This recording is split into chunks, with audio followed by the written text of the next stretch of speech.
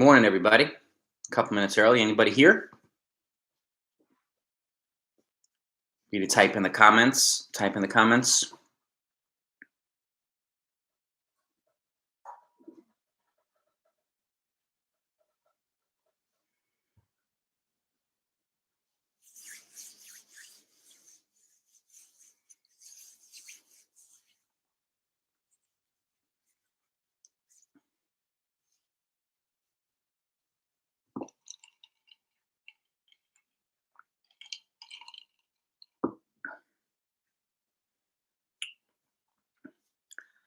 A couple minutes early, so give it another minute or two, and then we'll get it going.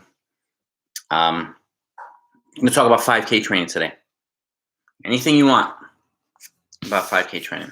Questions, workouts, whatever you have for me, and I'll have an open discussion for whoever's here.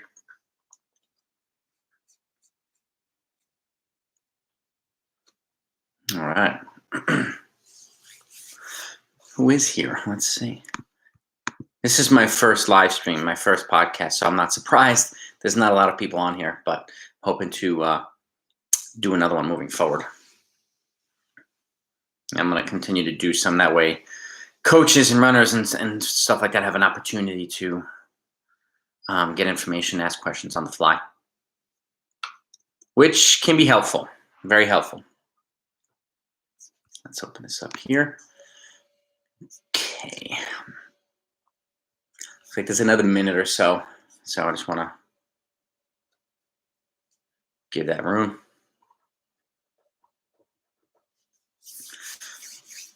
Hey, everybody. Good morning. Good morning. Good morning. Just waiting another minute till we hit 8:30 here. It's 8:29, so want to make sure. All right. Looks like it's 8:30. So good morning. And for those of you that don't know me, my name's Jason, and I'm from New York City. I'm a former competitive runner and also current coach of the last 2 decades. I'm a USATF certified coach, and I have competed and coached at the high school, college, and post-college levels. And I've actually, learned a lot from the sport. I've been fortunate to learn from some of the best coaches out there around the country and across the world. And I'm also a Wharton trained and certified musculoskeletal and flexibility therapist. So I say this in a lot of my videos. And I'm here to help you run fast, but also stay healthy while you do it. And today I just want to talk a little bit about 5K training. And I want to open it up to you folks. So if you have questions, you put them right in the comments section. I'm going to answer your questions on the fly. So whatever it might be, if you're a coach and you're working with some athletes, or if you're training for a 5K yourself and you want some insight and in terms of what to do, workouts this, workouts that, runs, training, how often, and so on, I'll be more than happy to answer them. And so for the 5K, I mean, it's one of the more commonly run distances, and it's particularly whether it's on the track or in cross country and on the roads. And there's a lot of different things that you can do, a lot of different ways you can train. And most predominantly, obviously, if you're a high school coach, the 5K distance is the predominant distance for the most part in cross country, and for boys and girls. And for women, it's 5K, 6K in college. So, it's not much difference. But there's also tons of road races out there and tons of different races on the track, and 25 laps on an indoor track, 12 and a half laps on an outdoor track. So we want to go over, I just want to discuss a few things, important components of training, right? And how do you do it? How do you set up your training? Are there certain workouts you should emphasize, or have there been any workouts that have been really helpful for me, for athletes? I tend to follow a multi-pace training system, but I basically do is I have different athletes, and when there's a training group, I set up a schedule for each athlete if they're training with each other that's similar in nature, but has individualized components, because not everybody is going to respond the same way, obviously, to a specific workout or run. And they also have different goals. So, but that said, if I have, 3 people, and let's say around 18 minutes for the 5K, and they're all around a similar ability level, I set up training similar for those folks. and do workouts. And for 18 minutes, that's 536, 336 per 1,000-meter effort, and about 536 per mile, somewhere around there. And so those are things to keep in mind too. And 548 per mile. And yeah, 6 minutes per mile is 1840, 548 per, yes, 1848, 546, 548 per mile. It's 18 minutes flat. So just give you a number. And so I'll set up workouts accordingly. And they'll all, train at similar paces, but depending on the needs and their age of their athletes and their ability to handle a certain amount of work, some folks might be doing mile repeats. Some folks might be doing 1,000-meter repeats. Some folks might be doing 1,200s or 800s. It really depends on how long they've been training and their ability levels and not only talent levels, but how much work can they handle. Some folks can handle longer stuff. Some folks need shorter stuff, right? But the goal at the end of the day is the pace. And the goal is to work towards the goal pace so that they can achieve the goal, whether it's sub 18, sub 17, sub 20, whatever it is. And that's one of the important components. So shooting towards training at the same goal pace. So, but it's also important to do, and I like to use 5K as an example because I incorporate, and if you've seen any of my training programs, take a look at them, specifically my 5K programs, because you'll see stuff at 3K pace and mile pace, which act as components of speed development for the 5K, and then above it, 10K pace, like threshold stuff, and tempo running as well, which is between 10K and half marathon pace, closer to half marathon pace. Those are all important components of this stuff, and they all help accomplish the goal of not only building strength but also developing the speed that you need for 5K. But one of the 5K is a good distance because it makes it easy to step down and makes it easy to move up if you're doing the right training paces, right? So that's an important component of this, and it's one of the things I want to emphasize. Now, certain key workouts, 1,000-meter reps are a staple, and if you can get to the point where you're doing them with a 2-minute recovery, 5 to 6 reps at goal 5K pace, that's great. Now, that doesn't mean you necessarily start at that type of distance. You could start at 600-meter efforts at 5K pace, and then you build towards 800-meter efforts at 5K pace, then 1,000-meter efforts at 5K pace. If you can get to the point where you do 5 to 6 times 1,000 with a 2-minute recovery at goal 5K pace, that's a good thing. And you can do it in a couple different ways, right?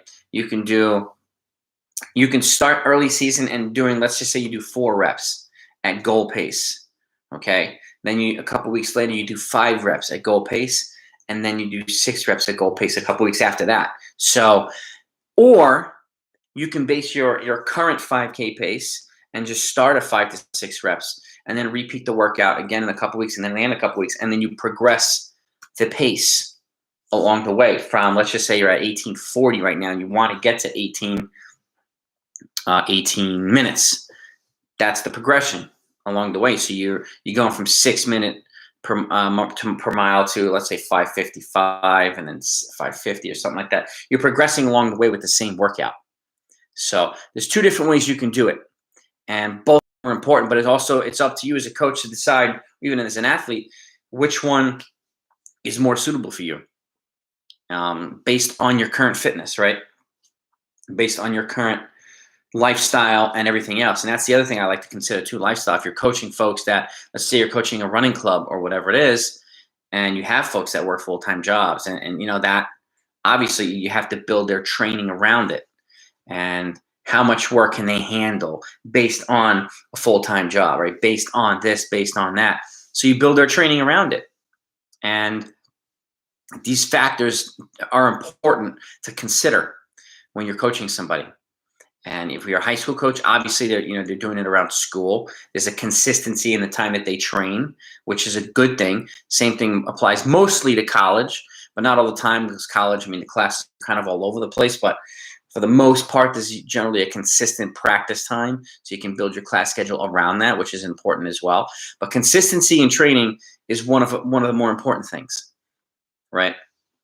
And that goes across the board: workouts, runs, and so on. If you're training for cross country season, obviously majority of the races are in the morning. With the exception of an occasional evening race or an afternoon race, the majority of cross country races in the morning. So And that doesn't mean you build all the training around in the morning if you're a high school coach because you have school all day. That's okay.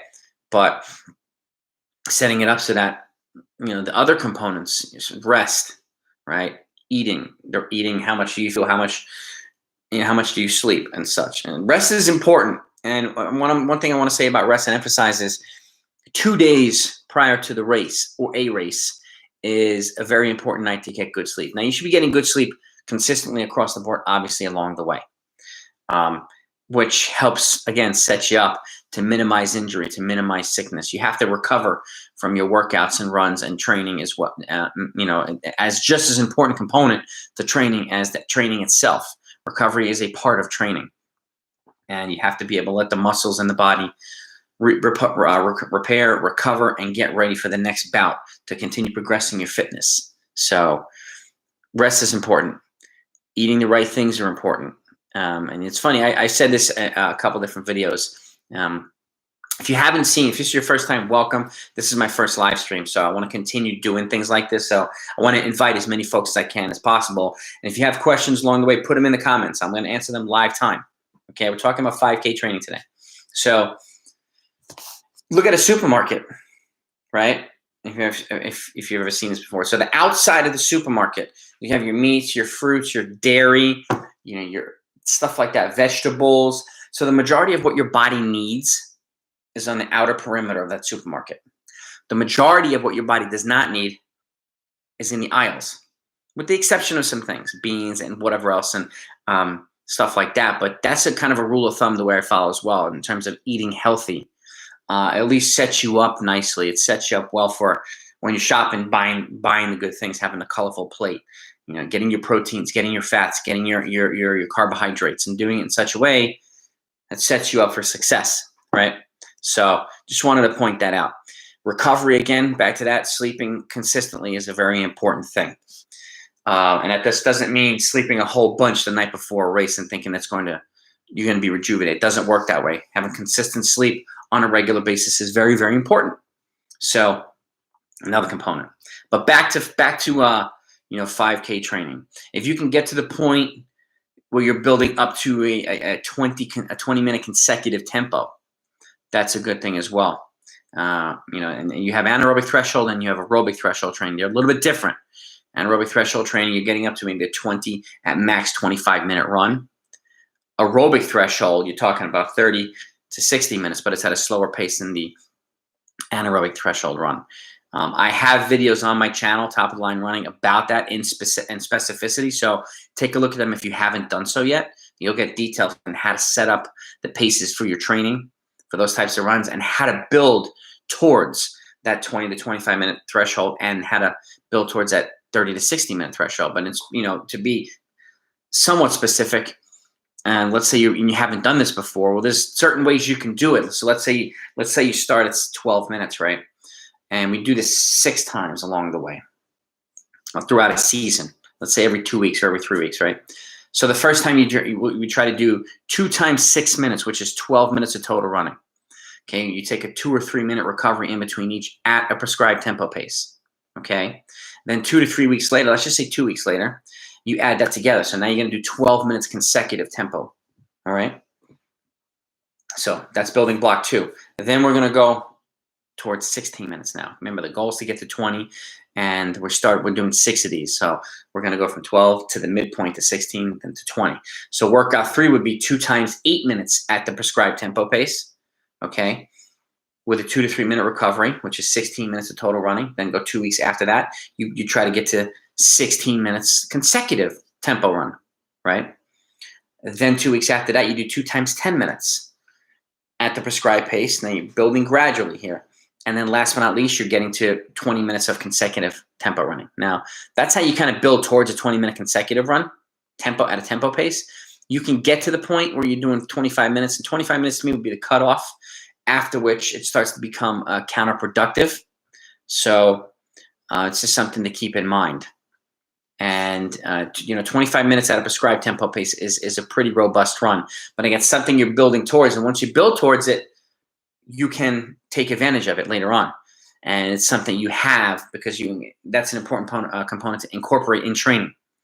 as a tempo run itself. And again, you could tack things on in the beginning and the end. So, and an easy way to transition into the workout. So let's just say your tempo run is at 6-minute pace, right? Which is 6 minutes per mile, 3 minutes per 800, 130 per 400, 45 seconds per 200, right? So how I like to do it, and this is a way of easing you into the workout, but giving you an opportunity to kind of figure the pace out without having to use part of the tempo to find the pace. Okay, this is another important component, a way of making workouts themselves easier. So you do your warm up, your drills and strides and such. Then you do 2 times a 200 at 44 to 45 seconds, which is that 6-minute pace. Okay, get that pace into the legs. You take a 200-meter jog recovery after each one, and then you go into the workout itself. You've done a little bit at the pace now to kind of drill that pace into the legs. Then you transition into the tempo. Okay, you do the tempo or whatever you built the building block towards it, and then on the back end, okay, you take another 2 to 3 minute recovery after the tempo component and do two more 200s. Okay, at that same pace, just to give you a little bit more work at that pace, but it also helps you transition back out of the workout instead of just doing warm up, cool down, and that hard stuff in between. Transitioning into the workout and then out of the workout are little edgy components that can really boost your workout. On the same token, if you're doing something speed oriented, let's say you're doing 10 times a 400 at 3K down to mile pace, which is a great workout for 5K development as well, with a 1-minute recovery, or you're doing 2 sets of 5 with a 1-minute recovery, whatever it is. This is another way of transitioning out, but a little bit different. So when the reps are shorter, you do a little bit of a longer threshold or tempo component on the back end. So you do your warm up, your drills and your strides, and then you can do an 800-meter rep or a 1,000-meter rep at tempo pace or threshold pace. In the beginning, you take a 3-minute active recovery. Then you do the short speed development workout or whatever it is. Just say your 400-meter reps, this particular workout. Okay. Then on the back end, you take another 3-minute recovery. You do another 800 or 1,000-meter threshold component. Just one, and then you do your cool down. So it's on the flip side, a way of transitioning you into the workout. But going from the workout, the warm up itself, you do a couple of strides, and then you do this tempo component. What it helps to do is elevate your heart rate and makes it easier to transition into the more difficult, faster pace running. And then on the back end, after you're done, you do the same thing. You do that tempo component to help get the heart rate back down and transition into the cool down. So those end components are keys. And let me know if you folks do any of this stuff. If you do those types of things on the beginning and end of the workout, they're important components. I use them on a regular basis. It helps a lot of my runners, and it doesn't matter. But the key rule here is if the workout's long itself, long reps or a long continuous run, then you do short 200-meter components on the bookend. If the reps are short and faster as a component of speed development, then you do a tempo or a threshold component.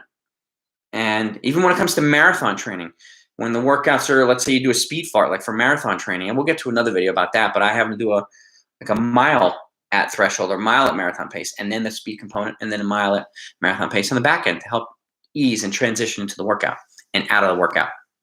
So, but back to 5K training again. So multi-pace. So that's the component of you have your threshold, right? Your anaerobic threshold. That's that 20 to 25 minute continuous run. Okay, at anaerobic threshold pace, which is a specific pace. Okay, and if you need to understand a little bit more about pacing, on my channel, and I have it broken down to playlists. Take a look at how to kind of improve your training. I have a workout. I have a video on a mile time trial and how to set the appropriate paces based on what your athletes run for a mile time trial. These are important because it helps determine the current fitness, not goal fitness, current fitness of your athletes or yourself. Then you can set up your training paces accordingly to make sure that either yourself or your runners are training at the right paces. That's very important too, because it makes it easier to transition from where your current fitness is at towards your goal fitness. It also helps minimize sickness, minimize injury, okay? And helps you build towards the goal as well in a kind of methodical manner, because and I come from in high school, I come from a very, very hard trained, just hard, fast intervals all the time, and then just runs.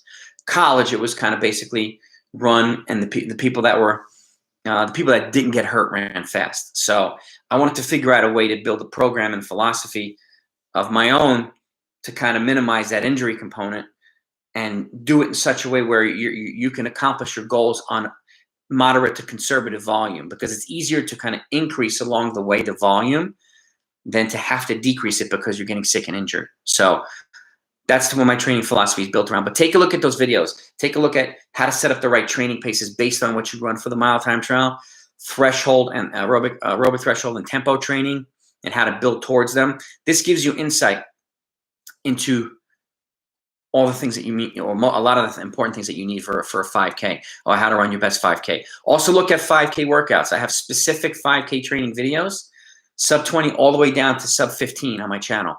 Workouts galore for 5K as well, and cross-country training. So to help you kind of ease and kind of simulate workouts based on what you're training for. But just wanted to go over that today. We'll get into another specific, I want to do another follow-up video, and let's have some questions for me so I can do some more specificity, and we can go over and let me know in the comments too, in the comment section, whether you want to do, let's do a sub 25K training video, let's do a sub 18, sub 16, whatever it is. You let me know in the comments and I'll set up a video based on exactly what you want. But I wanted to talk about these, at least emphasize these components. So you have tempo and threshold training and speed development, sub at 3K pace and mile pace, which are all important components. So you're going up slower and down faster, and it helps build your training blocks for the 5K. So and let me know what you think. If you enjoyed this, again, please hit the subscribe button if you haven't yet.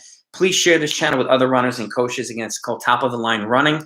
You already know that because you're on here, but I'm going to continue doing things like this so you can and answer some questions on the fly. Haven't seen any questions yet, but I hope I get some in the comment section. And thanks so much, guys, for watching, and I will talk to you next time.